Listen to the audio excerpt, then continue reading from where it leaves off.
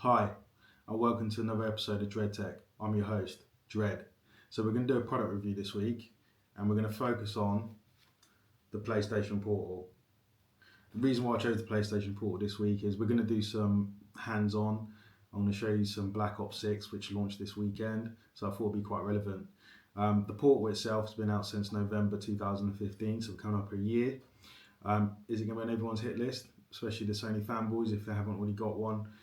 The launch of the PlayStation Pro is going to be coming soon, so you might see some bundles or some discount codes, so it might make it more affordable. So just to go into some tech specs, don't go into major detail because the channel is all about keeping it simple. So it's got an 8-inch LCD 1080p screen. It's got a DualSense controller, exactly the same as the PlayStation 5's. So basically what it is a screen attached to a PlayStation 5 controller. It's got the same haptics. Connectivity, Wi-Fi 5, USB Type-C, but that's for charging only.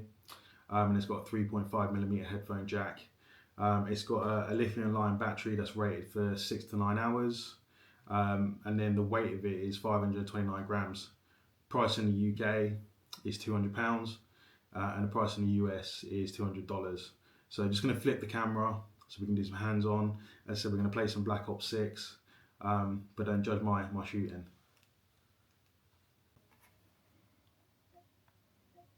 So as you can see, menu silky smooth.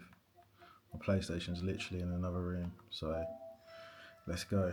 Like I said, don't judge me on my gameplay. Let's jump into some Black Ops 2.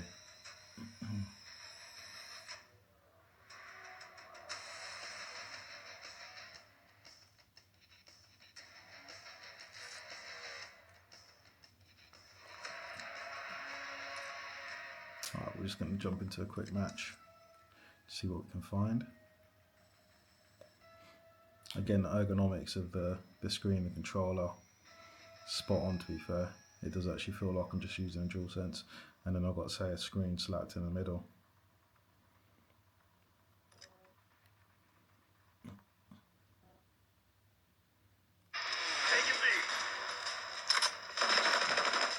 It's a bit hard playing because I'm looking down the camera, so. Securing mission target. Expect resistance. There's one. And that got one at least. They're taking C. They're taking all zones.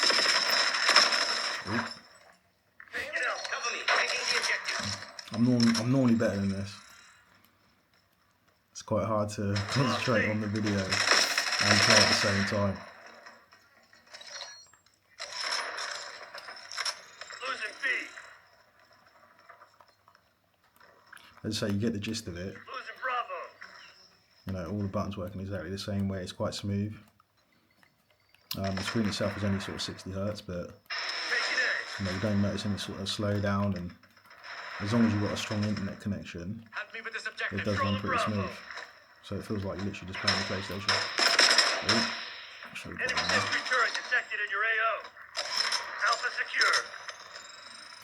And you can also do things like party chats as well. If you use a headset. That wasn't any good. The haptics are good as well. So the haptics are really good. So the vibrations come through very strong.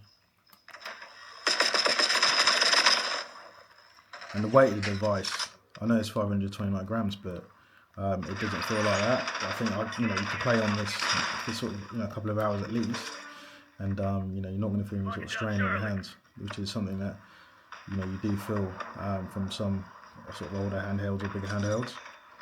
But I think Sony got the weight and everything, the ergonomics spot on. So we're going to stop that there because I'm embarrassing myself, and we're just going to go back to conclusion. So I'm just going to give a conclusion of what I think and whether or not the PlayStation Portal is worth it. So in conclusion, is the Portal worth it? For me personally, yes. I travel with work, so sometimes I stay away. So as long as there's a good Wi-Fi connection, I can jump on my Portal.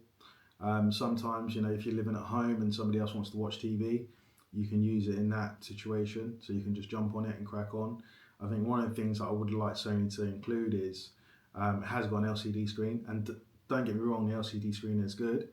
But being in 2024 and technology advances and OLED panels, I would have wished they would have put an OLED panel with a higher refresh rate, especially with the PlayStation 5 and the PlayStation 5 Pro coming, which is going to have running games at higher frames per second.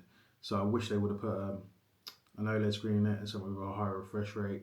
That's something we might see in the Portal 2, or they may even release the PS Vita 2. So yeah, that's my video on the Portal. I hope you liked it. Again, like and subscribe. Any comments, please put in the comments below. And if you want any questions, give me a shout. See you soon. Dread.